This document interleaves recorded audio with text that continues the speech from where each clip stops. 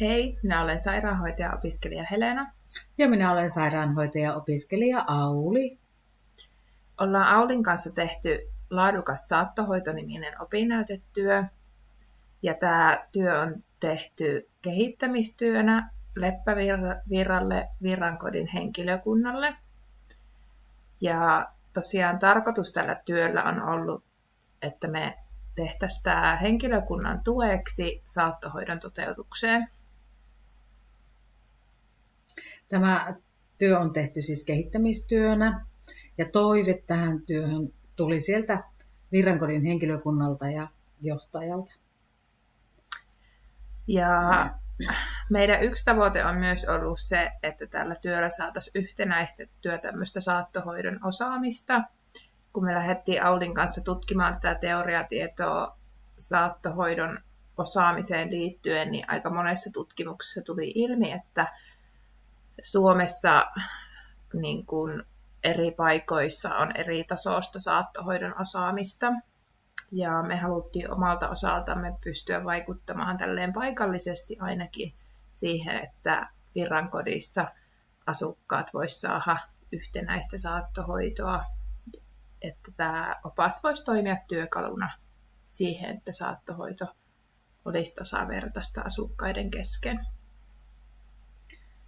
Ja tämä kun toimii hyvänä työkaluna jo vanhemmille työntekijöille, niin tämä on myös hyvä perehdyttämistyökalu sit uusille työntekijöille ja opiskelijoille. Me saatiin palautetta Virrankodin henkilökunnalta siitä, että me oltiin tehty kattavasti tähän saattohoito-oppaaseen yksilöityä sisältöä. Ja me ollaan luottavaisia, että tämä opas tulee käyttöön Virrankodissa. Tämä opas toimitettiin Virrankodille PDF-tiedostona, että se on sähköisesti käytettävissä. Ja kun työ on tehty Pohjois-Savon hyvinvointialueelle, niin silloin se on myös mahdollisesti käytettävissä muissa yksiköissä Pohjois-Savon hyvinvointialueen sisällä.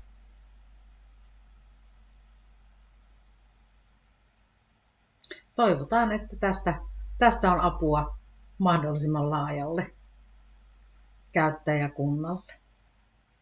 Kyllä. Ja työtä oli mukava tehdä ja uskotaan, että tämä aihe on kyllä todella tärkeä ja sillä tavalla aina ajantasainen, koska saattohoito-osaaminen on tärkeää aina. Kyllä, ja varmasti näissä palvelutaloissa tulee enemmässä määrin tätä saattohoitotyötä olemaan nyt tulevaisuudessa. Kiitos kun katsoit tämän meidän saattohoito-oppaan esittelyvideon ja oikein mukavaa kevään jatkoa toivotellaan. Kiitos, moi moi! Moikka!